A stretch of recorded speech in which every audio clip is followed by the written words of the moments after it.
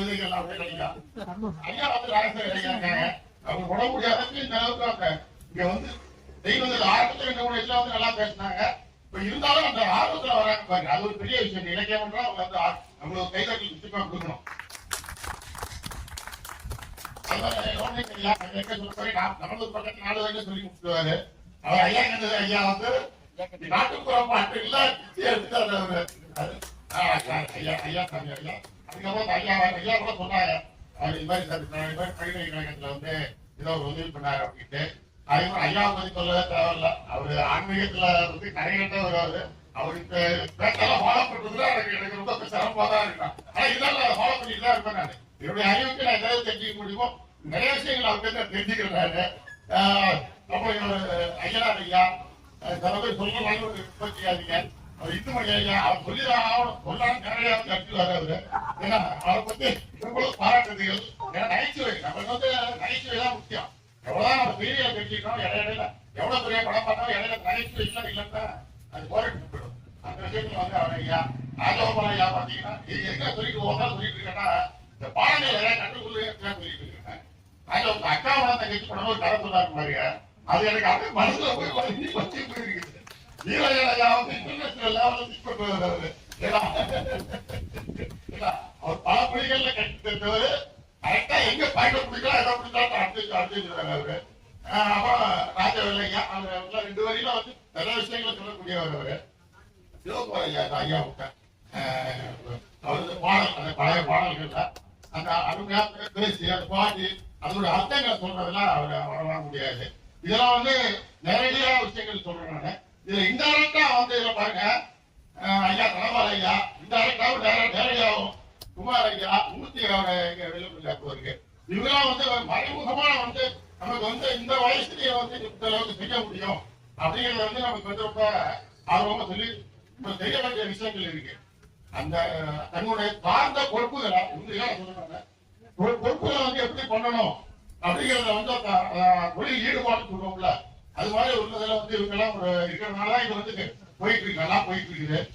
சுயீஸ்வரத்தை பத்தி எடுத்தாரு நம்முடைய தஞ்சை சுயீஸ்வரத்தை பத்தி. அதெல்லாம் சுயீஸ்வரத்தை பத்தி சின்ன அவருக்கு சொன்ன விஷயங்களை மட்டும் சொல்லிட்டு விட கொள்ளான்னு இருக்கிறேன். சுயீஸ்வரம் ஐயாவும் இதெல்லாம் தொழில் ஈடுபாட்டு நம்ம எப்படி சார்ந்து இருக்கணும், எப்படி அதை இன்வால்வ் பண்ணிருக்கணும். சுயீஸ்வரம் ஐயாவும் எம்எட் ராஜமும் விமானத்துல வந்து மலேசியா டூருக்காக போயிருக்காங்க. அப்ப அவர் சுயீஸ்வரம் ஐயா கேட்கிறாரு எம்எட் ராஜிட்ட, நீ ரத்த கண்டது படம் எடுத்தீங்க அதுல எனக்கு அனுபவம் இருக்குதா அப்படின்னு அப்ப பேசிட்டு போறாங்க. அப்போ அவர் சொன்னாங்க அவரு அந்த எம்எட் ராஜம்மா சொல்றாங்க அவர் தான் ஹீரோயின் நடிப்பாங்க. ஹீரோ வந்து இது வந்து நம்ம எல்லாரும் பார்த்திருப்போம்.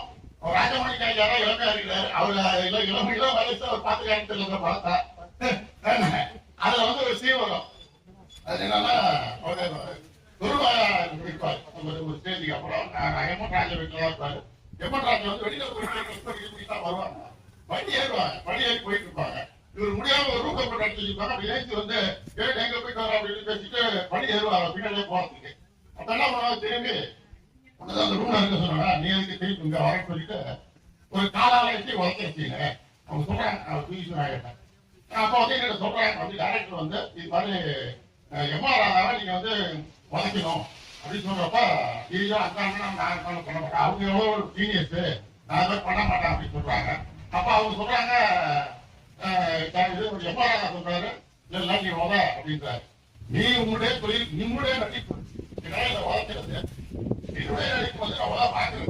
அதனால இந்த விஷயத்துல வந்து நீ வந்து அது போய் பார்க்கக்கூடாது அப்படின்னு சொல்றாங்க. அப்ப உடனே அப்புறம் என்ன பண்றாங்க, இப்படி சொல்றீங்க வந்து உதைக்கிறது சொல்லலாம் மக்கள் உடனே சரி அப்புறம் என்ன சொல்றாங்க, நான் உதைக்கிற மாதிரி நான் உதைக்கிறேன், நான் தூக்குறேன் ஒரு பில் எடுத்துக்கங்க, அப்புறம் அவர் விடுற மாதிரி ஒரு பில் எடுத்துக்கங்க அப்படின்னு அவங்க சொல்றாங்க.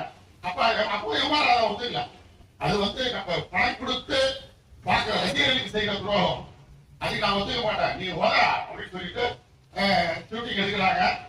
இவங்க மேல மெதுவாக காலம் கொண்டு போறாங்க. இவர் ஒத்துக்கல, இந்த சீன் இது நான் ஒத்துக்க மாட்டேன். 2-3 தடவை ஷூட்டிங் எடுத்து இது பண்ணிட்டு கடைசியில் என்ன பண்றாங்கன்னா இவங்க என்ன பொருள் பேசி பார்ப்பாங்க. ஒரு மதம் விட்டுருவாங்க. மதம் விட்டு இவர் எதிர்பார்க்காம இந்த படியில உருண்டு விடுவாங்க. அந்த சீனை பார்த்தீங்கன்னா தெரியும். அது வந்து இப்போ அதை தத்துவமா இருக்கும் அந்த சீன். எதுக்கு சொல்றேன்னா, அவங்களுடைய எம்ஆர்ஆதா அவரோட வயசு ஒரு ஜீனியஸா இருந்தாலும் அவருடைய தொழில் ஈடுபாடு அவங்க சார்ந்த தொழிலோ இல்லை நம்மளுடைய அன்றாட வேலைகளையோ அதை சார்ந்து அதை நம்ம இருந்தோம்னா அது நம்ம தெரியலையோ தெரியணும் அப்படிங்கிறதுக்காக ஒரு உதாரணமா சொல்லி காமிச்சிருக்கேன். ஒரு செய்தியில நீங்க ப்ரிப்பேர் பண்ணிட்டு சொல்லணும். ஐயா வாரத்திலே சொல்லிருக்கிறாங்க.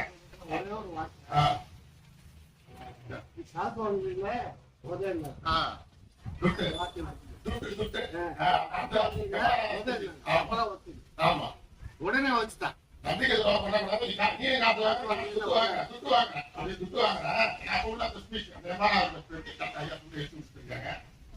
மாதிரி நீங்க சொல்றாங்க. அது மாதிரி முடியுது.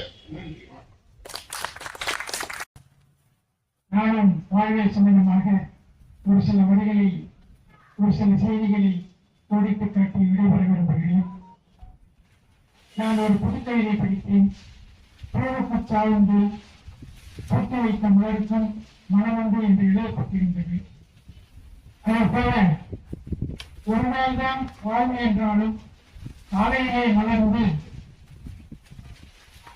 மனத்தால் நாசு நகர செய்து வண்ணத்தால் அழகை உயர்த்தி மாலையில் வாடி கீழே விழுகின்ற மலர்களிடமிருந்து நாம் கற்றுக்கொள்ள வேண்டிய பாடம் உறுதி என்பதுதான் அந்த அடுத்த செய்தி. அடுத்தபடியாக உள்ளம் என்றும் எப்போதும் உடைந்து போகக்கூடாது. என்ன இந்த உலக வாழ்க்கை என்று நான் என்ற எண்ணம், என்ன இந்த உலக வாழ்க்கை என்ற எண்ணம் நமக்கு தோன்றவே கூடாது. இந்த நேரத்தில் நாம் அதாவது கலைஞர் விஜய் அவருடைய சின்ன கவிதையில் சொல்லி எந்த மனிதர் நெஞ்சுக்குள் காயமில்லை சொல்லுங்கள், எந்த மனிதன் நெஞ்சுக்குள் காயமில்லை சொல்லுங்கள், காயங்கள் காலப்போக்கில் மாறிப்போகும் மாயங்கள், இதுதான் வாழ்க்கை. ஆகவே இயற்கையை நேசிப்போம், நூல்களை வாசிப்போம் என்று சொல்வதோடு ஒரு சின்னஞ்சிறு குட்டி கதையை சொல்லி என் வார்த்தைகளை முடித்துக்கொள்கிறேன். அதாவது ஒரு பெரிய காடு, அந்த காட்டிலே ஒரு மனிதன் ஓடிக்கொண்டிருக்கிறான். ஓடிக்கொண்டிருக்கிற போது பின்னாடி ஏதோ ஒன்று துரத்தி வருவதாக அவன் உணர்கிறான். பார்க்கிற போது ஒரு புலி அவனை துரத்தி கொண்டு வருகிறது. வேகமாக ஓடி போகிறான். அங்கே ஒரு பாடிந்த கிணறு இருக்கிறது. அந்த கிணற்றுக்குள் குதித்து விடலாம் என்று நினைக்கிறான். ஆனால் கிணற்றை உற்று பார்த்த போதுதான் அவனுக்கு புரிந்தது, கிணற்றுக்குள்ளே விஷ ஜந்துக்கள் நடனமாடி கொண்டிருப்பதை கண்டான். ஐயோ என்று அழகினான். அதற்கு பின்னாலே உயர்ந்து மேலே எட்டி பார்த்தான். எட்டி பார்த்த போது அருகிலே ஒரு ஆலமரம், ஆலமரத்தில் இருந்து ஒரு நீளமான ஆழ விழுது கொண்டு அங்கே தொங்கிக் கொண்டிருந்தது. அந்த ஆழ விழுதை பிடித்துக் கொண்டாவது நான் உயிர் கற்றுள்ளலாம் என்று எண்ணுகிறான். அந்த சமயத்திலும் கூட அவருக்கு வேறொரு ஆபத்து அவரை எதிர்நோக்கி இருக்கிறது. அதாவது அந்த விழுது அந்த மரத்தை எங்கிருந்து அதாவது வெளிப்படுகிறதோ அந்த இடத்திலே 2 எலிகள் அதை கரண்டி கொண்டிருக்கிறது. ஒரு வெள்ளை எலியும் ஒரு கருப்பு எலியும் கரண்டி கொண்டிருக்கிறது. இது ஏன்னா இது இந்த ஆதாரம் கூட நமக்கு ஆபத்தாகத்தான் முடியப்படுகிறதோ என்று நினைக்கிறான். இப்போதுதான் வாணிகளுடைய கருத்து வெளிப்படுகிறது. அந்த ஆளை விழுது அசைந்து ஆடுகிற போது அந்த விழுது எங்கே இருக்கிறதோ அங்கே ஒரு தேன்குடி இருக்கிறது. அந்த தேன்குடியை பட்டவுடனே அந்த தேன்குடியிலிருந்து தேன் சொட்ட ஆரம்பிக்கிறது. இவன் அனைத்து ஆபத்துகளையும் அவர்களுக்கு தேனை சேர்க்க ஆரம்பித்தான். இதை எதற்கு சொல்கிறார்கள் என்றால், மனிதனுக்கு எவ்வளவோ ஆபத்து இருக்கிறது. அதே போல இந்த மரணம், இந்த பாலை கிணறு இருக்கிறது, அதுதான் மரணம். மரணத்தை நோக்கித்தான் ஓடிக்கொண்டிருக்கிறான். வாழ்வு என்பதுதான் அந்த ஆலமரத்துடைய நூல், அதுதான் வாழ்வியல். அந்த ஆலமரத்துடைய நூலை இரவும் பழுவாக வாழ்நாளெல்லாம் அவனை முடித்துக் கொண்டிருக்கிறது. ஆனால் அவருக்கு எங்கே துன்பம் கிடைக்கிறது, எவ்வளவு கிடைக்கிறது என்றால் அங்கே சுற்றுகிற தொழில் தான் அவன் இன்பத்தை சுவைக்கிறான். அந்த இன்பம் என்பதுதான் உலக வாழ்க்கை. வாழ்க்கை என்பது முடிவடைக்கூடியது, நிலையானதல்ல. தான் சொல்வார்கள், வாழ்வாரது மாறும், அது மண்ணாவது கிண்ணம் என்று சொல்வார்கள். ஆகவே நாம் வாழ்வை அற்பமானதுதான், அது விளையாடுவது அல்ல என்ற வார்த்தையை கூறி என்னுடைய இந்த சுற்றுரையை முடித்திட வேண்டும். நடத்திட வேண்டும் என்று கூறி ஆட்பட்டு என்று கூறி முடிவெடுக்கிறேன். வணக்கம். சிறப்பு விருந்தினர் உள்ளிட்ட அவையோர் அனைவருக்குமே நான் படைப்பாளி கிடையாது, ஏதோ வாசித்ததை பகிர்வதுதான். அந்த வகையில எதுவுமே சூழ்நிலை தரப்பில் சொன்னா நல்லா இருக்காதுங்கிறதுனால அவசரமா ஆழ்ந்தவரை பார்த்து அந்த கவிதையை மட்டும் சொல்லிட்டு போகணும்னு வந்தேன். நல்லா இருந்துச்சு. வீடு அடைந்தாப்பா காவலார் வேலை தேடி கிறுக்கப்பட்ட காகிதத்தில் இருக்கிற என்னை அழைத்து தர சொல்லும் அந்த பெரியவரை தவிர்க்க இயலவில்லை. வயது என்ன என்ற கேள்விக்கு கள்ளமற்று வைகாசி வந்தா 65 என்கிறார். 60க்கு மேலிருந்தால் வேலை இல்லை என்று துண்டிக்கப்பட்டது அழைப்பு. திகைத்து போய் நின்றவரிடம் சில நோட்டுகளை தந்து ஊருக்கு போங்க ஐயா என்றேன். வாங்கி பழக்கமற்ற அந்த கரங்கள் நடுங்கின. வற்புறுத்தி தேடி வாங்கி தந்து பேருந்தேற்றி விட்டேன். 2 நாட்களாய் காணாது போய் மூன்றாம் நாள் வீடறிந்த அப்பா எனக்கும் உண்டு அப்படிங்கிற வீடடைந்த அப்பா அப்படிங்கிற. இன்னும் ஒரு கவிதை, குழந்தையின் பரிசளிப்பு. வேண்டுதல் முடியிறக்கி வழிபாடு முடிந்து வீடு திரும்பும் பேருந்து பயணத்தில் எனது இருக்கையை நெருங்கி நின்று தன் இடுப்பு குழந்தையை என் மடியமர்த்தி வைக்கிறாள் அதன் தாய். வரப்போகும் நிறுத்தத்தில் இறக்க தயாராகும் சமயம் திரும்பவும் அந்த குழந்தையை அவளிடைக்கு இடமாற்றம் செய்து கொள்கிறார். சுமந்து வந்த நன்றிக்கோ என்னவோ மொட்டை தலையில் இருந்து சந்தனத்தையும் புத்தம் புது கண்ணாடி வளையல்களில் இருந்து பளபளக்கும் ஜீனாக்களையும் என் உடையிலும் முகத்திலுமாக பரிசளித்து போயிருந்தது குழந்தை. இந்த கவிதை ரொம்ப யதார்த்தமா நம்முடைய அன்றாட மக்கள் ஐயா சொன்ன மாதிரி தேர் துணி எல்லாம் இடிச்சுன்னு சொல்லி தந்த வாய்ப்புக்கு நன்றி. ஐயாவோட நூல் வெளியீட்டு விழா நூல்களால் 5ஆம் தேதி ஜவுளிச்செட்டி தெற்குவியை ஒட்டிய ஜவுளிச்செட்டி தேர்வு வங்கி ஊழியர் கட்டுப்பற்றி ஊர்களால் ஒரு வீடு என்ற ஒரு புத்தகத்தை வெளியிடுகிறார். பலன் கருதாமல் பணியாற்றக்கூடிய சகோதரருக்கு நாம் வாய்ப்பிருந்தால் கலந்து கொள்ள வேண்டும் என்ற என்பதை நினைவூட்டி அந்த வாய்ப்புக்கு நன்றி கூறி விடைபெறுகிறேன். நன்றி. அனைவருக்கும் இனிய மாலை வணக்கம். இப்ப சில நாட்களா நம்ம வாட்ஸ்அப் குரூப்ல மூத்த தோழர் ஒருத்தர் அங்க ஜோசப் ராஜாவுடைய இணையதள லிங்க போட்டாங்க. 2-3 தடவை வந்துச்சு. அது முக்கியமா தொடர்ந்து லாக்டவுன்ல இருந்து குறிப்பிடத்தக்க நூல்களை வெளியிட்டுக் கொண்டிருக்கிற ஒரு கவிஞர், திரைக்கதை ஆசிரியர். எனக்கு நெருக்கமா என்னன்னா என்னோட உடன் பிறந்த சகோதரர் இருக்கிறது சென்னையில. அதனால தொடர்ந்து பயணம் செய்யறார். திங்கள் டு வெள்ளி வேலை, சனி ஞாயிறு முழுக்க அதுக்கு விடுமுறையினால படிப்பது, எழுதுவது, தொடர்ந்து இலக்கிய நிகழ்வுகளை கலந்து கொள்வது, உதவி இயக்குநர்களோடு தொடர்ந்து பயணிப்பதை இப்படி வேலை செய்யறாரு. அந்த வகையில நான் கடைசியா வெளியிட்ட நூலை தான் வீட்டுல தேடி பார்த்தேன். அது பிரதி இல்ல. அதனால அதற்கு முன்பு லாக்டவுன் இருந்துச்சு இல்லையா, அந்த காலகட்டத்துல ஒட்டுமொத்தமா அந்த ஓராண்டு லாக்டவுன்ல அவர் எழுதின கவிதைகள் எல்லாம் தொகுத்து அது முடிஞ்ச உடனே ஊரடங்கின் உளவியல் அப்படிங்கிற தலைப்புல ஒரு புத்தகமா போட்டார். இது உள்ள அதே தலைப்புல ஒரு கவிதை இருக்கு. அதை விட முதல்ல இருக்கிற ஊரடங்கின் மலை அப்படிங்கிற ஒரு கவிதையை மட்டும் வாசித்து நிறைவு செய்யலாம்னு இருக்கிறேன். ஏன்னா ரொம்ப யதார்த்தமா இந்த மலை சார்ந்து மலையை ஒரு கவிஞன் எப்படி பார்க்கிறான் அப்படிங்கிற விஷயம். ஊரடங்கின் மலை. மனித நடமாட்டமே இல்லாத நீண்ட ஊரடங்கின் காலத்தில் திடீரென்று பெய்த மழை 4 சுவர்களுக்குள் அடைந்து கிடக்கும் ஒவ்வொரு இதயத்தையும், மனித பாதங்கள் பதியாமல் இருக்கும் ஒவ்வொரு தெருவையும் நன்றாக நினைத்திருக்கிறது. தொடங்கிக் கொண்டிருந்த இதயங்கள் கொஞ்சம் புத்துணர்ச்சி பெறுகின்றன. அடைந்து கிடந்த குழந்தைகள் தங்களுடைய பிஞ்சு கைகளில் சுற்றும் மலை துளியை ஏந்தி ஏந்தி பரவசத்தின் முளைத்த பிறங்குகளை அசைத்தபடி விடுதலையில் நடைந்து கொண்டிருக்கிறார்கள். இந்த மலை புழக்கத்தை குறைத்திருக்கிறது. இந்த மலை இறுக்கத்தை தளர்த்தி இருக்கிறது. இந்த மலை கதவுகளை திறந்திருக்கிறது. இந்த மலை ஆன்மாவை குளிர்வித்திருக்கிறது. இந்த மலை சுதந்திரத்தை உணர்த்தி இருக்கிறது. ஒரே மலையை தான் வெவ்வேறு கோணத்துல கொஞ்சம் நெடுங்கவிதையில சொல்லிட்டு போறார். மலையே ஓ மலையே, இங்கே பெய்கிறதை போல் அங்கேயும் பெய்திடு. மானுடத்திரள் ஜீவித்துக் கொண்டிருக்கும் எல்லா கண்டத்திலும் என்னை போலத்தான் அடைந்து கிடக்கிறார்கள். எனக்கிருக்கும் இறுக்கம் அவர்களுக்கும் இருக்கும் அல்லவா? ஜன்னு வைரையும் கட்டிட காட்டை பாவம் எவ்வளவு நேரம்தான் பார்த்துக் கொண்டிருப்பார்கள். ஜன்னல் வழிகளையும் கட்டிட காட்டை பாவம் எவ்வளவு நேரம்தான் பார்த்துக் கொண்டிருப்பார்கள். ஆதரவம் இல்லாத அகன்ற தெருக்களை இடமும் வளமும் எத்தனை தடவைதான் அளந்து கொண்டிருப்பார்கள். எல்லா இதயங்களும் இதயமாகட்டும், எல்லா இறுக்கங்களும் தளர்வாகட்டும்.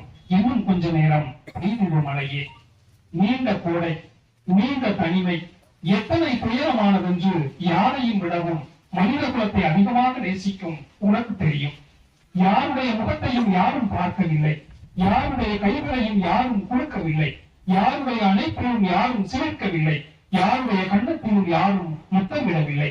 ஏற்கனவே தனித்திருந்த மனிதர்கள் இன்னும் இடைவெளி பழகி கொண்டிருக்கிறார்கள். கதவுகள் திறக்கப்படாமல் இருக்கின்றன. வாசல்கள் கோலங்களை பார்க்க முடியவில்லை. அச்சுறுத்தும் அந்த தொலைக்காட்சி சத்தம் ஒரே இல்லாமல் ஒலித்துக் கொண்டே இருக்கிறது. அச்சத்தில் உடைந்த மேற்கட்டு மனிதர்கள் கைகழுவி கரைத்து போயிருக்கிறார்கள். மலையே ஓ மலையே, யாருடைய வீட்டிற்கும் யாரும் போகவில்லை, யாருடைய வீட்டிற்கும் யாரும் வரவில்லை.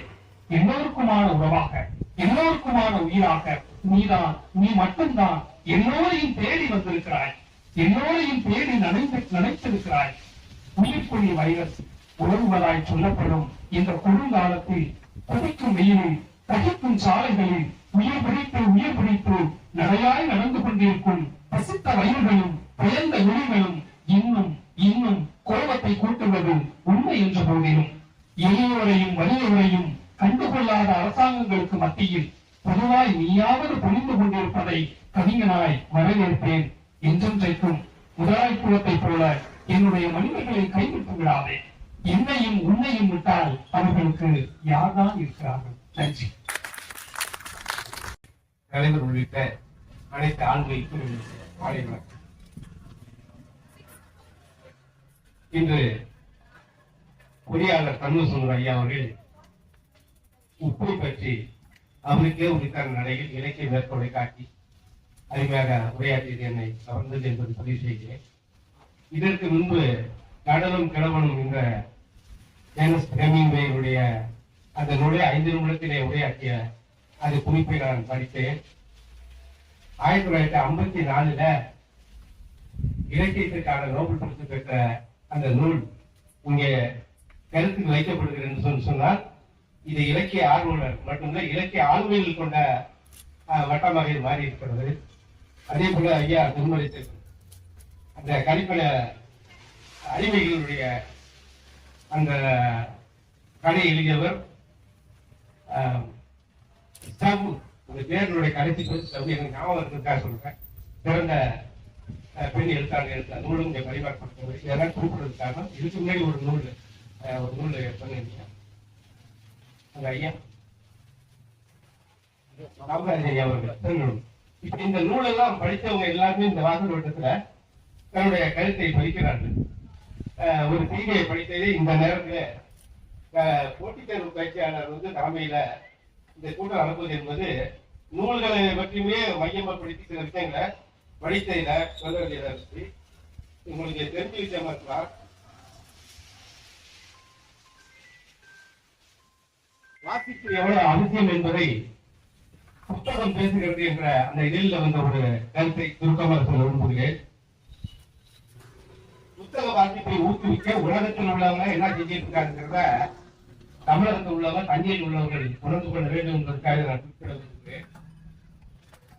ஸ்பெயின் நாட்டுல கடற்கரை ஓரமா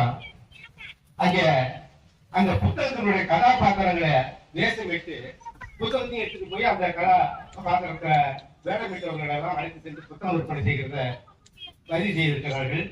போர்ச்சுகல் நாட்டில மாதாந்திர விடுமுறை போது பள்ளி புத்தகங்களை வாசிப்பதற்கு ஊக்குவிக்கிறது மட்டும் இல்லாமல் பூங்காவிலே புத்தகத்தை வைத்து வாசிப்பை ஏற்படுத்தி இருக்கிறார்கள். சீனாவில் புத்தக மிஷின் இருக்கு.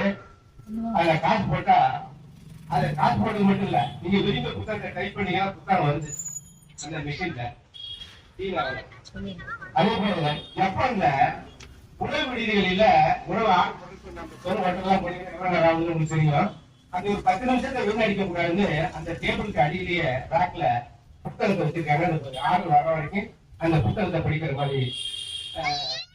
ஜப்பான்ல டென்மார்க்ல பாத்தீங்கன்னா எல்லாம் விளக்கு கம்பம் இருக்கு.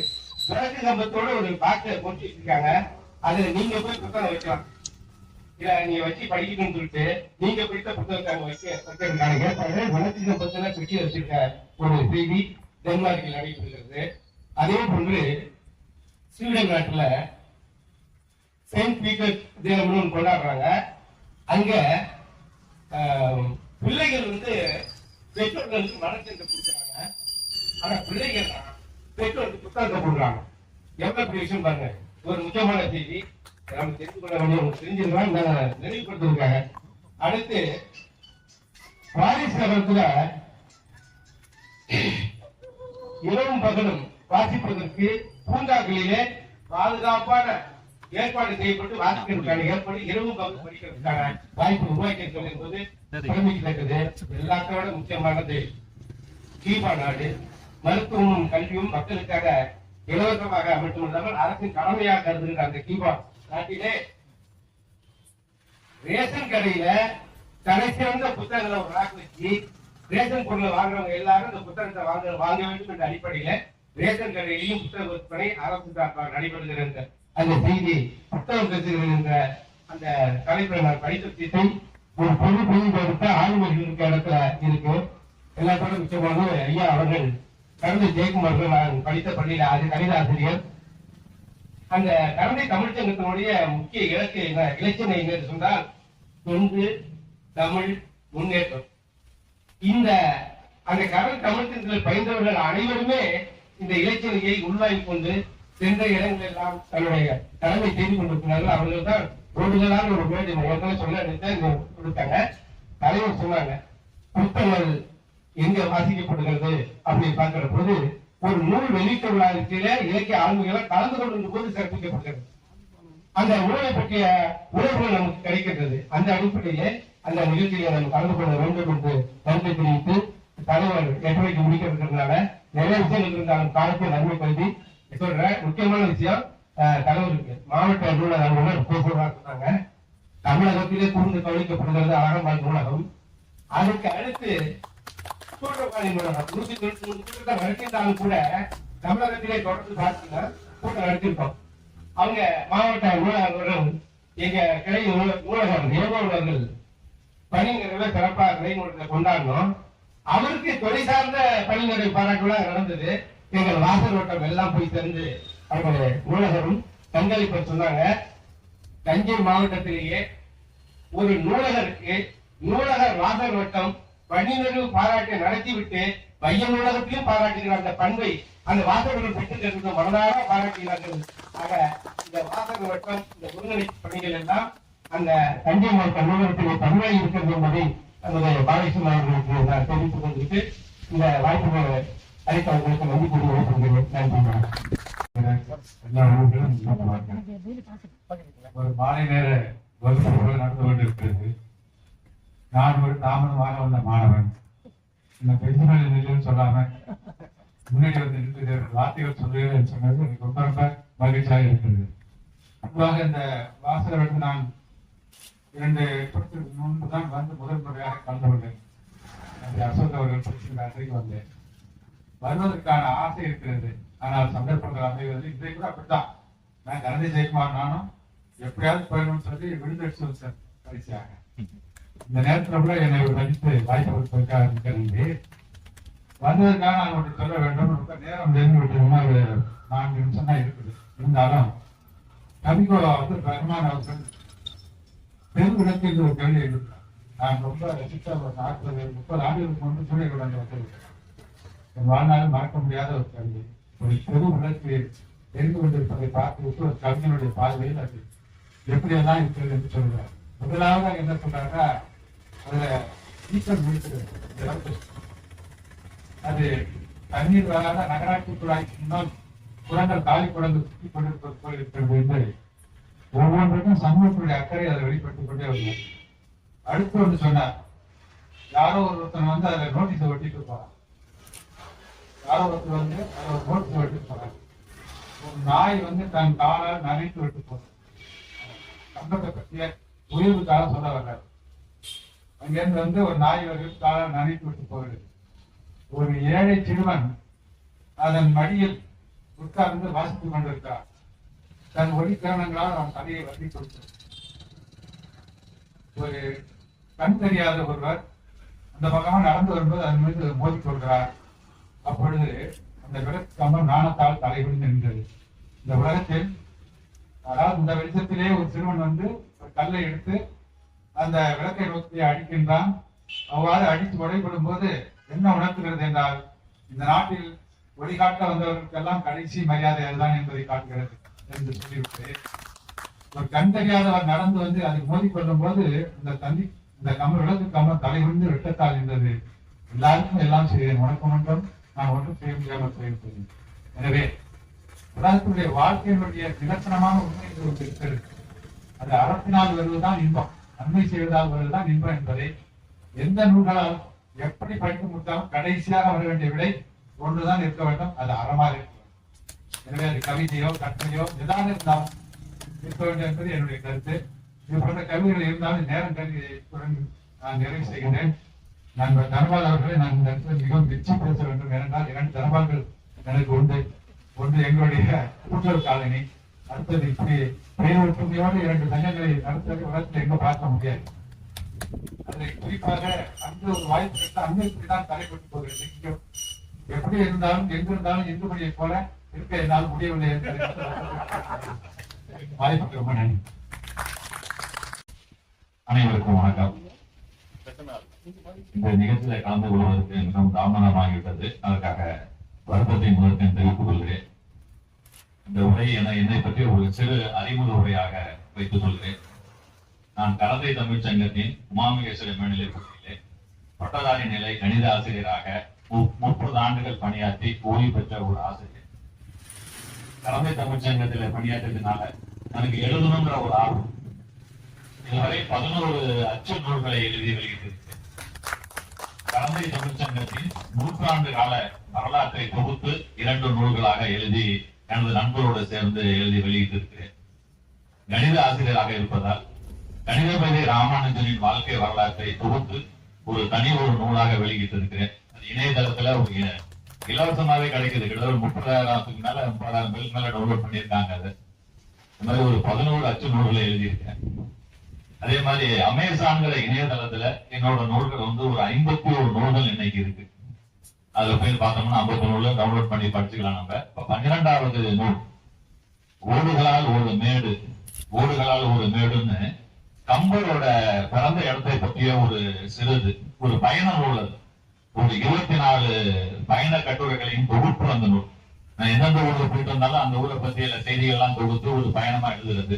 நானே எங்க அத்தான் அவர் கந்தசாமி ஐயா, அவர் கலியபெருமாள் ஐயா 4 பேர் சேர்ந்து தேரலந்தூர் போறதுக்கான ஒரு வாய்ப்பு கிடைச்சு. அங்க போகும்போதுதான் கம்பர் மேடுன்னு ஒரு இடம் இருக்குன்னு சொன்னாங்க. அந்த இடத்த போய் பார்த்தோம். கம்பருக்கு ஒரு பழக்கம் ஒண்ணுன்னு சொல்றாங்க. அந்த காலத்துல சமையல்ங்கிறது பானையில தான் சமைச்சிருப்பாங்க. இன்னைக்கு இருந்த பாத்திரம் கிடையாது. கம்பருக்கு ஒரு பழக்கமா, ஒரு முறை அவர் வீட்டுல ஒரு பானையில சமைச்சிட்டாருன்னா 2வது அந்த பானையை பயன்படுத்தக்கூடாது. அவங்க வீட்டுல போட்டிருந்த ஒரு கண்டிஷன் வச்சுங்களேன். அதனால ஒரு முறை அந்த ஒரு பானையில சமைச்சிட்டாங்கன்னா அந்த பானையை உடைச்சி வீட்டுக்குள்ள போட்டுருவாங்க. ஒரு நாளைக்கு 3 முறை சமைச்சாங்கன்னா 3 பானைய அந்த தகுல மற்ற துணை தொட்டுக்க சேர்த்துக்கு உள்ள பாத்திரங்கள் எல்லாத்தையுமே என்ன செய்வாங்க, உடைச்சு அவங்க வீட்டு பின்பக்கத்திலேயே போட்டுருவாங்க. ஒரு காலகட்டத்துல பாத்தீங்கன்னா ஒரு உடைச்சு ஓடு போட்ட அந்த ஓடுகளே ஒரு பெரிய வேடு மலை மாதிரி குமிஞ்சிருச்சுன்னு சொன்னாங்க. அந்த இடத்துல தனியா இன்னைக்கு ஆர்கியாலஜி டிபார்ட்மெண்ட்ல தனியா வலை போட்டு வச்சிருக்காங்க. இங்க பார்த்தாலும் ஓடுகளா தெரிஞ்சுதான் கிடந்துச்சு. அதை எங்க அத்தாவோட பார்க்கும்போது அதை பத்தி ஒரு கட்டுரை எழுதணும்னு தோணுச்சு. அதுதான் ஓடுகளால் ஒரு மேடு சொல்லிட்டு ஒரு கட்டுரை எழுதினேன் என்னோட இணையதளத்துல. அது மாதிரி ஒரு 24 கட்டுரைகளை தொகுத்து ஒரு புத்தகமா போட்டிருக்காங்க. நான் கரந்தை ஜெயக்குமார்ங்கிற பேர்ல ஒரு பிளாக் எழுதிட்டு இருக்கேன். ஒரு 14 வருடங்களாக தொடர்ந்து பிளாக் எழுதிட்டு இருக்கேன். அதுல வந்து பயணக்கட்டுரையில 90 நூல் எழுதியிருக்கேன். அந்த நூலோட வெளியீட்டு விழா வர 5ஆம் தேதி சனிக்கிழமை காலையில தெற்கு வீதி ஜவுளி செக்டர்ல இருக்க இந்த அனைத்து இந்திய வங்கி ஊழியர் சங்க கட்டடத்துல அத்தான் வச்சிருக்க அந்த அரசு இலக்கிய மூலத்தின் சார்பாக வெளியிடுறாங்க. அரணி அவர்கள் புத்தகம் வெளியிடுறாங்க. என் புத்தகத்தையும் அரணி தான் வெளியிடுறாங்க. அவங்களோட பதிப்பகத்தின் சார்பாக அந்த புத்தகம் வெளியிடுறாங்க. அதனால அந்த விழாவிற்கு அனைவரும் வந்து சிறப்பிக்குமாறு உங்களை தாழ்மையோடு கேட்டுக்கொண்டு விடைபெறுகிறேன். நன்றி. நன்றி ஐயா. நம்முடைய ஐயா மருத்துவர் ராஜா அவர்கள் ஒரு சில வார்த்தைகளை வழங்கி கேட்டு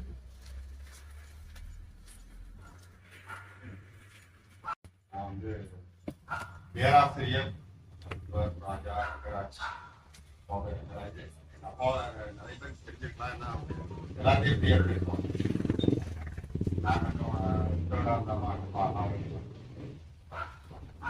நான் இப்போதைக்கு கண் மருத்துவத்துறையில பேராசிரியரா புதுக்கோட்டை மருத்துவக் கல்லூரியில பணிபுரியும்.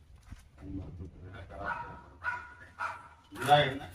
ப்ரொமோஷன் காரணமாக புதுக்கோட்டை மருத்துவக் கல்லூரி இருக்கேன். இன்னொரு வருஷத்துல இங்க வரதுக்கு வாய்ப்பு இருக்கு. என்னோட இது என்னன்னா, நான் வந்து இந்த ப்ரோக்ராம் பார்த்துக்கிட்டே இருக்கேன். பட் எனக்கு கிளினிக் டைமிங் 6 மணிக்கு போவேன். 8 மணிக்கு வர்றதுனால கலந்துக்க முடியல. இது அப்பப்போ பேசுறது, அப்பப்போ நிறைய இலக்கிய உரையெல்லாம் ஆடுறது, அப்பப்போ கேட்கறது உண்டு. பட் என்னால் முடியல. பட் இன்னைக்கு வந்து வரணும், வசதியாக வரணும் அப்படின்னு சொல்லிட்டு சரி அது பார்த்து இந்த ப்ரோக்ராம் நடந்துகிட்டே இருந்தது. அதனால் எனக்கு வந்து இலக்கியத்தில் வந்து ஒரு பெரிய நிபுணத்துவமாக இது கிடையாது. எனக்கு பெருசாக ஒன்றும் தெரியாது. நான் ஒரு தமிழ் வந்து நம்ம நல்லா இருக்கணும், நல்லா வளர்க்கணும் அப்படின்னு நினைக்க முடியாது. மற்றபடி எனக்கு வந்து இலக்கியமோ இலக்கணமோ இதெல்லாம் வந்து பெருசாக வந்து ஃபுல்லாகவே மெடிக்கல் ஃபீல்டு அதுலேயே கிட்டத்தட்ட இப்போ 28 வருஷம் எனக்கு சர்வீஸ். அதனால் எனக்கு இதை பற்றி பெருசாக தெரியாது. பட் எனக்கு வந்து எப்பயுமே ஒரு ஆர்வம் உண்டு. எதாவது எழுதிட்டே இருப்பேன். இப்போ ஃபேஸ்புக்லேயும் டெய்லி எதாவது எழுதிட்டே இருப்பேன். இப்போ ஒரு 5 வருடத்துக்கு முன்னாடி இந்த கொரோனா பீரியட்ல வந்து நிறைய பாதிக்கப்பட்டோம். அப்போ எல்லாருக்குமே வேலை இல்லை, மருத்துவர்களுக்கும் வேலை குறைஞ்சு.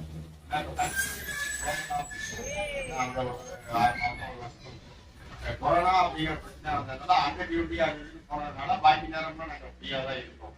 அப்போ வந்து எனக்கு திடீர்னு ஒரு தோன்றல் மனசுல, இந்த திருக்குறள் அப்படிங்கிறது 1330 குறள் இருக்கு. அது எனக்கு பாதி குறள் நமக்கே தெரிய மாட்டேங்குது. எதை படித்தாலும் அர்த்தம் தெரிய மாட்டேங்குது. நம்ம மாதிரி இருக்கிறவங்க எத்தனையோ பேர் இந்த தமிழ்நாட்டில் இந்த 9-10 கோடி பேர் இருக்கிறோம். இதுல வந்து எத்தனை பேருக்கு இந்த திருக்குறள் வந்து நமக்கு திருவள்ளுவரை பத்தி பெருமையா பேசுறோம், திருக்குறளை பத்தி பெருமையா பேசுறோம். ஆனா எத்தனை பேருக்கு திருக்குறளை பத்தி ஓரளவுக்கு தெரியும் அப்படின்னு பார்த்தா ரொம்ப ஆச்சரியமா இருந்தது. நிறைய பேருக்கு ஒரு 10% கூட இதுல வந்து தெளிவு பெற்றவர்கள் யாரும் இருக்க மாட்டாங்க அப்படின்னு. அப்பதான் தோணுச்சு, நமக்கு புரியுற மாதிரி ஒரு திருக்குறளை மாற்றி எழுதுனா என்ன அப்படிங்கிற ஒரு முயற்சி. கிட்டத்தட்ட சொன்ன மாதிரி ஒரு 4.5 வருஷம் முயற்சி. அது வந்து திருப்பி எல்லாரோட உரைகளையும் படித்து அந்த உரைகளே புரியாம அது என்ன இப்படி இருக்கு, அவர் என்ன சொல்றாங்க, இவங்க என்ன சொல்றாங்க அப்படின்னு படித்து அதை வந்து பெருசா எழுதக்கூடாது. எல்லாரும் பாத்தீங்கன்னா ஒரு 4 லைன் 5 லைன் எழுதிடுவாங்க. சில பேர் கதையாவும் சொல்லியிருக்கிறாங்க, ஓவியமோ இது வந்திருக்கு. அப்படிங்கும்போது படிச்சு ஒரு டிக்ஷனரியில வந்து ஒரு வார்த்தைக்கு அர்த்தம் பார்த்தா அந்த அர்த்தம் உடனே புரியுது. அதுவே முடியல புரியணும் அப்படிங்கிறதா இருக்கணும் அப்படின்னு சொல்லி அதை 4.5 வருஷமா முயற்சி செய்து அதை வந்து திருக்குறள் எளிமை குறள் அப்படின்னு சொல்லி ஒரு புத்தகமா செய்யணும் அப்படின்னு சொல்லி முயற்சி செய்து அந்த புத்தகத்தை எழுதி அதை வந்து போன டிசம்பர் மாதம் பெசன் லாஜில் ஸ்டார்ட் பண்ண மாதிரி அதை ரிலீஸ் பண்ணோம்.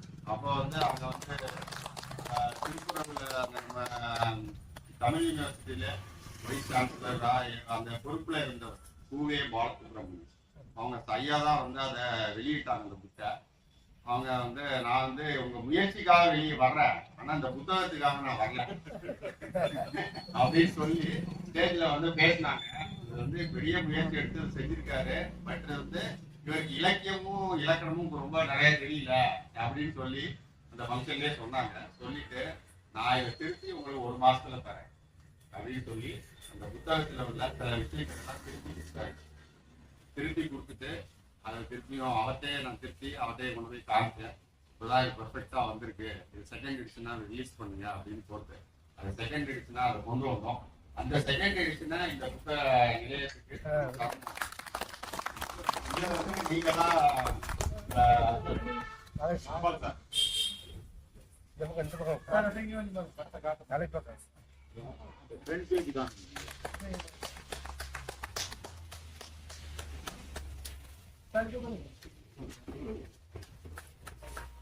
ஏன்னா நீங்க எல்லாரும் தமிழ்ல வந்து ரொம்ப ஆர்வமா இருக்கு, இலக்கியத்தை எல்லாம் தெரிஞ்சவங்க தான். என்ன மிஸ்டேக் இருக்கா சொல்லுங்க, இன்னும் இதை கரெக்ட் பண்ணணும் அப்படிங்கிறதா இல்லை.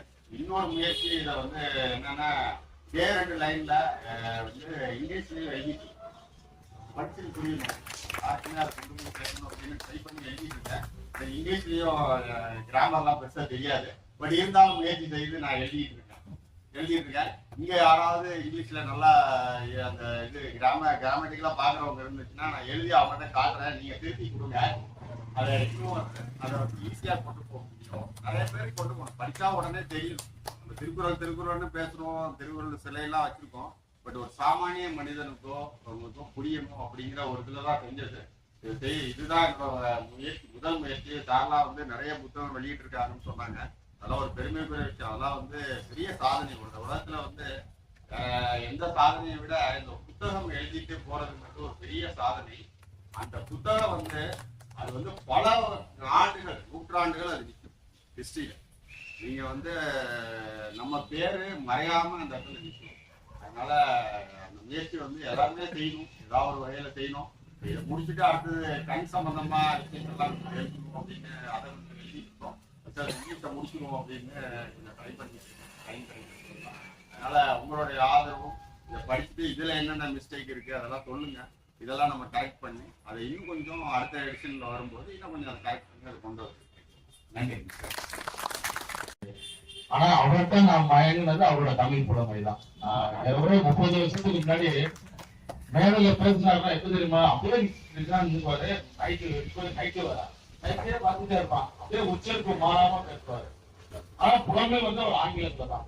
எங்க இன்ஜினியர் எல்லாமே தான். அப்படி இருந்தாலும் அந்த புலமை இப்ப நாங்க ரிட்டையர் ஆகி இப்ப வந்து தமிழ் புலமையில மீண்டும் ஒன்றிணைந்து கொண்டிருக்கிறோம். அதனால அவருடைய திறன் வந்து மிகப்பெரியது. வாழ்த்துக்கள். நீங்க வந்து பேசி எங்களுக்கு வாழ்த்து தெரிவிக்கும் மிக நன்றி. அடுத்ததாக எங்களுடைய பாசரோட்ட கௌரவ தலைவர் அவர்கள் வாழ்த்துக்கள். ஆளுமைகளுக்கு எனது நெஞ்சார்ந்த வணக்கத்தை தெரிவித்துக் கொள்கிறேன். பேச சொல்லிட்டீங்க, அட்லீஸ்ட் ஒரு 2-3 நிமிஷமாவது பேசணும். அது கூட பேசாம உட்காந்துன்னா அவ்வளவு சிறப்பா இருக்காது.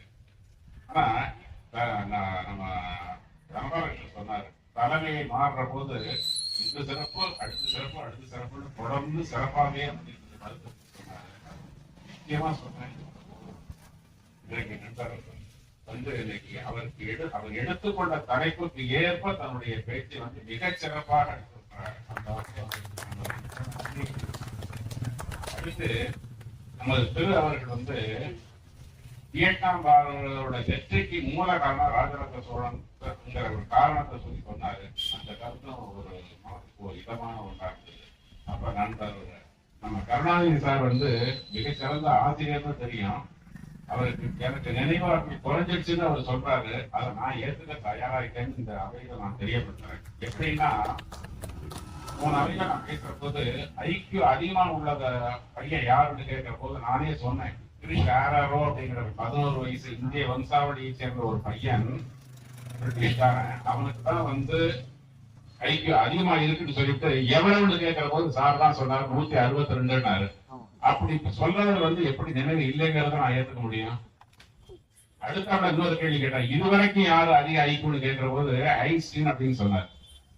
ஐன்ஸ்டீன் அண்ட் ஹாக்கிங்ஸ் 2 பேரும் 160 இருக்காங்க. இப்பதான் 162 வந்திருக்குங்கிறதையும் அவர் தான் சொல்றாரு. அப்படிங்கிற போது இவருடைய நினைவு ஆற்றல் எந்த அளவுக்கு படிச்சிடுது அப்படிங்கிறத கருத்தை நான் வந்து முழுமையா வாழ்ந்தேன். அதனால நீங்க சொல்றதை இந்த அவை ஏற்றுக்கதோ இல்லை, நான் ஏற்றுக்கிறேன். தரவாக இந்திய அரசியல் சட்டத்தை உண்மையிலேயே சொல்றேன், இதெல்லாம் வந்து புதிய கருத்துக்களை சொல்லும் போது மனசுக்கு இதமா இருக்கு. நண்பர் சார் சொன்ன கருத்து ஒவ்வொன்றும், அதாவது அறகுறையா கேள்விப்பட்டா முழுமையான கருத்து புதுசா இருக்கு. அந்த கருத்துக்கெல்லாம் வயசாகி கூட நமக்கு தெரியாம இருக்கு அப்படின்னு நினைக்கிற அளவுக்கு தன்னுடைய கருத்தை வெளிப்படுத்தினாங்க. நிச்சயமா சார் உண்மையிலேயே ஆட்டப்பாரு. எல்லாருமே யாரும் சொல்ல முடியாது, எல்லாம் புகழ்த்தலாம். நண்பர் பின்னாடி வந்திருக்காரு, அப்படியே அந்த ப்ரொனன்சியேஷனே வந்து அப்படியே மேஜர் ப்ராப்ளமா இருக்கும். அவ்வளவு அருமையான ப்ரொனன்சியேஷன் சார். மிக குறுகிய நிமிஷம் தான் பேசினாங்க. உண்மையிலே சொல்றேன், அதெல்லாம் வந்து எக்ஸ்ட்ரீம். பாய் நீங்க எல்லாம் யார சொல்றது, எல்லாருமே நம்ம வின்சென்ட், நம்ம அவர் வந்து 3ஆம் பரிசு வாங்கினதான் சொன்னாங்க. நம்ம இன்சுபடி கூட கமெண்ட் அடிச்சாரு, 3 பேர் தான் பார்த்து பண்ணாங்க. அவருடைய அந்த வயசுலயே வந்து கட்டுரைகள் கவிதை எழுதி பரிசு வாங்கின ஒரு பெரிய ஆளுமை தான். அவருடைய குரலே வந்து குழுத்து வைத்த குரல். யாரு சார்ந்தகிரி பேசுறீங்களா இல்லையா? ஓய்வா அப்ப நம்ம கண் டாக்டர் சார். உண்மையிலேயே சொல்ல முடியாது, பார்த்தா வந்து 28 வருஷம் அனுபவம்னு எனக்கு தோணல. பட் நீங்க சொல்லிட்டீங்க, ஏற்பதான் ஆகணும். இந்த 28 வருஷ அனுபவத்துக்குள்ள உங்களுக்கு கிடைக்கிற நேரத்தை பயன்படுத்தி ஒரு திருக்குறள் வந்து மற்றவங்களும் வந்து எளிமையா புரிஞ்சுக்கணும் அப்படிங்கிற ஒரு கருத்தை மையப்படுத்தி நீங்க எழுதி கடுமையான முயற்சி செஞ்சிருக்கீங்க. உண்மையிலே மனப்பூர்வமான உங்களை நான் 2 வயதால் வாழ்த்துகிறேன். பொருளாலே அதானே பொன்னின் பாரதிதானே. ஆக மேலும் இன்னைக்கு எனக்கு நேற்றுக்கு முதல் வந்து ஒரு குறும்படம் வந்து வாட்ஸ்அப்ல வந்துச்சு. அதை பேசலாம்னு நினைச்சேன், நேரம் இல்லை. அதனால அடுத்த நிகழ்வுல வச்சுப்போம். வாய்ப்புக்கு நன்றி. இல்ல இருந்தாலும் நான் சொல்றேன், எல்லாரும் முதல்ல என்னுடைய வணக்கங்கள். நாங்க பேசுறமோ இல்லையோ அது எங்களுக்கு தேவையில்லை. ஏன்னா எங்களுக்கு வந்து இந்த இடத்துல இந்த நிகழ்வு நடத்தி பார்க்கணும்னு ஆசைப்பட்டு எல்லாரும் இங்க உட்கார வச்சு நாமே பேசிட்டு இருக்கிறோம். நீங்க பேசுறத கேட்கதான் நாங்க வந்திருக்கோம். அதுக்காக ஏற்பாடு பண்ணோம். நாம இந்த வாசகத்தை ஏற்பாடு நாளைக்கு இருக்கிறோம். ஏதாவது திருப்பி ஒரு சாஃப்டா ஆயிடும் போது எல்லாம் தேவையில்லாத ஒரு விஷம் பறிச்சு அப்படின்னா ட்ரை பண்ணுவோம். வாங்க, நல்லா இருக்கும். ஒரு வாய் முகூர்த்தமே என்னமோ, எங்களுடைய முயற்சியா என்னமோ எல்லாமே தொடர்ந்து நடக்குது, தொழிலாம நடக்கணும். அதுதான் எங்களுடைய பேரவா. அதனால நீங்க தயவுசெய்து நிறைய வாங்க, நிறைய பேசுங்க. நாங்க பேசுறோம், அது வேற விஷயம். இது எங்க வீட்டு ஃபங்க்ஷனு, நாங்களே பேசணும். உங்களெல்லாம் பேச வச்சு பாக்குறதுதான் எங்களுடைய அழகு. அதனால எனக்கு வாய்ப்பு கிடைக்காங்கிறது அதனால எனக்கு ஒரு வருத்தமா முடியாது. ஏன்னா இவ்வளவு பேர் பேசிருக்கீங்க, அது எவ்வளவு செய்திகள் எவ்வளவு செய்திகள் இது ஒரு பிரைட் ஸ்பாட். வாரம் எங்களுக்கு கிடைக்கிறது ஒரு பெரிய ஒரு வரமா தான். அதனால தயவுசெய்து எல்லாரும் பேசுங்க.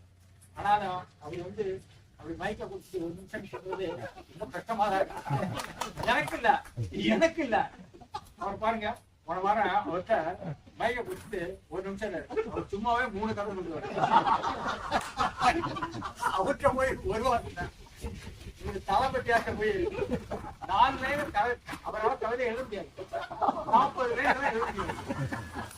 ஸோ இந்த ஆளுமைகளை எல்லாம் வச்சுக்கிட்டு ரொம்ப ஒரு இனிமையான ஒரு மாலை நேரம் இது. நாங்க வந்து நிச்சயம் வரவேற்கிறோம். நாங்க பேசுறதுக்கு நினைக்காது, நாங்க பேச மாட்டோம். அதே மாதிரி பாத்தீங்களா, இப்ப ஜனபால கவனிச்சீங்களா, கவிதையே படிக்கிறது கட்டி போட்டிருக்கோம்.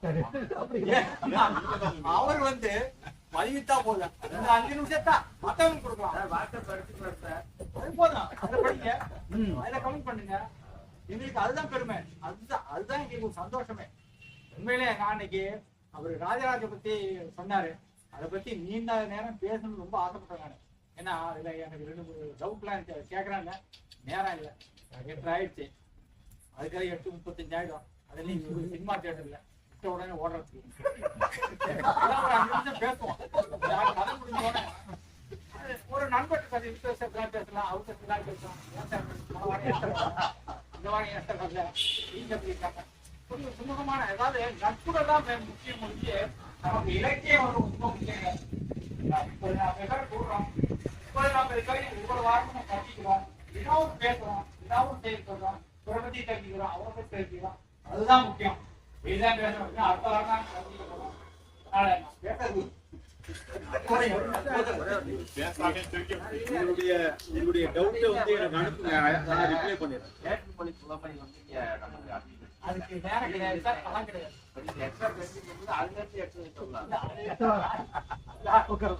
சொல்றேன், எல்லாருக்குமே தெரிஞ்சது, எனக்கு மைக் வரும்போது 850 எப்பயுமே. அது எனக்கு வருத்தம் இல்லை, ஏன்னா நாங்க தான் ஆர்கனைஸ் பண்றோம். வாய்ப்பு கிடைச்சா பேசுறோம், இல்லைன்னா பேசாம போறோம். மிக நன்றி. அதாவது இலக்கிய அமர்வு வெளியில எல்லாருமே எல்லா இலக்கிய அமர்வும் எல்லா இலக்கிய அமர்வும் கலந்துகிட்டு இந்துமணியால் உந்தப்பட்டு இந்த இலக்கிய அமர்வு 53வது வரப்போகுது.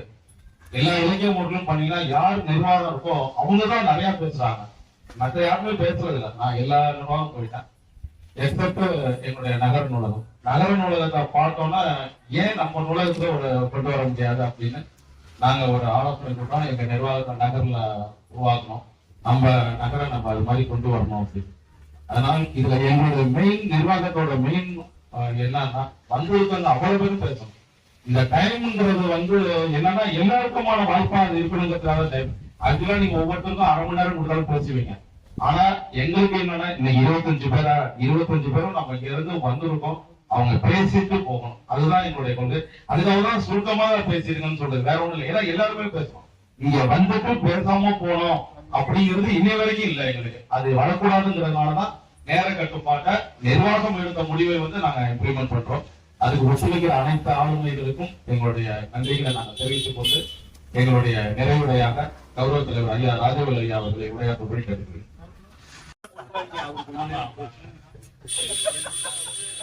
11 நிமிடம் பதில் ஒரு வருதில்லை கிடைக்கல.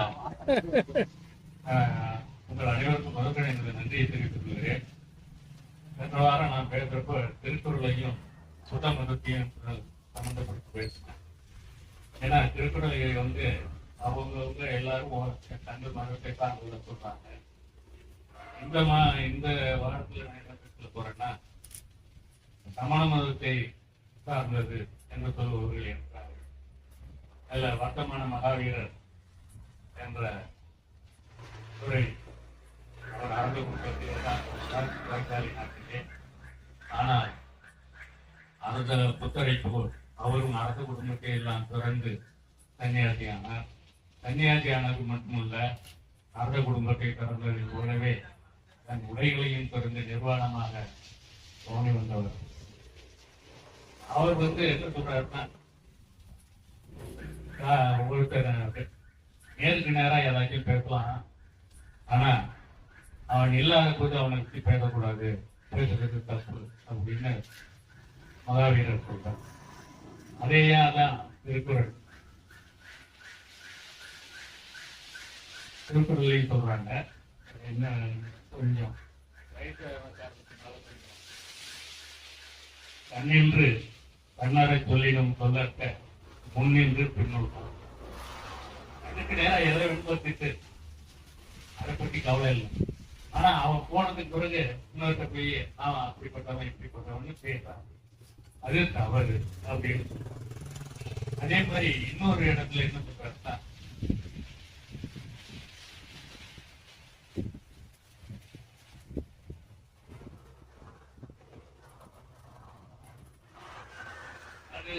கால நடந்து போறப்ப ஆணி கால குத்திட்டு என்ன கால வலி, ஐயா ஆணி குத்திட்டுது அப்படிங்கிறது பரவாயில்ல. ஆனா ஒருத்தன் கண்ணாமண்ணு திட்டுனான்னா ஆணி குத்தின வழியை விட அந்த வழிதான் மனிதனுக்கு துன்பத்தை கொடுக்கும் அப்படின்னு வருத்தமாக சொல்றார். அதே தான் திருவள்ளுவர் தீயினால் சுத்த உள்ளாரும் ஆறாதே நாவினால் சுத்தவடு என்று சொல்றார். அதனாலே இதை திருக்குறளை பற்றி பேசுறாருன்னா நிறைய பேருக்கு போகலாம். திருக்குறளை பற்றி நான் எழுதின புத்தகங்கள்லாம் இருக்கு. திருக்குறள்லயே எல்லாத்தையும் ஒப்பிட்டு எழுதியிருக்கேன். அதனால அதுலேருந்து என் புக்லேருந்து எடுத்துட்டு வந்ததுதான். அதனால திருக்குறளை பற்றி பேசுறது இருந்தால் கூட கண்டினியூஸாக பேசுனா கூட திருக்குறளே விவேக் கண்ணாமணி பாட்டெல்லாம் சொல்ல முடியும். இருந்தாலும் திருக்குறளை பற்றி நமக்கு அந்த திருக்குறளை சொல்றப்ப என்ன சொன்னா அவையாடல் சொன்னா அவையாடல் கேட்டு அவையாடல் மாதிரியே அடுத்து நம்ம யார் எடுத்தாலும் எந்த புக்கு எடுத்தாலும் இப்ப நான் என்னுடைய புக்கு எடுத்தீங்கன்னா பெரிய சரித்திர நாவல் தான். 500 பக்கம் உள்ள சரித்திர நாவலே அவன் 50 திருக்குறள் இருக்கு.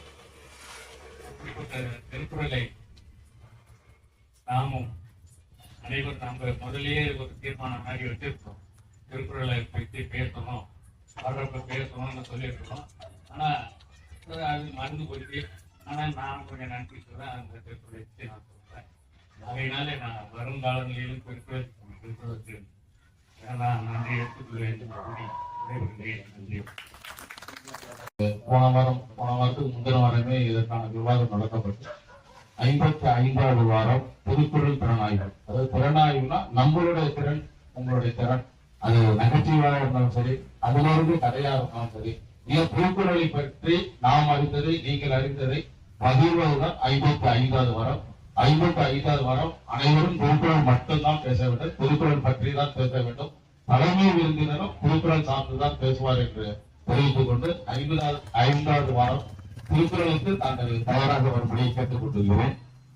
இந்த 53வது வாரம் மிக சிறப்பாக நிறைவு பெறும் தருணத்தில் வந்திருந்து வாழ்த்திய, உரையாற்றிய, கவிதை படித்த அனைத்து ஆளுமைகளுக்கும் எங்களுடைய வாசகர் வட்ட இலக்கிய அமர்வின் சார்பாக நன்றி கலந்த வணக்கத்தை தெரிவித்துக் கொண்டு நாட்டுப்பண்ணுடன் விழா இங்கே நிறைவு பெறும்.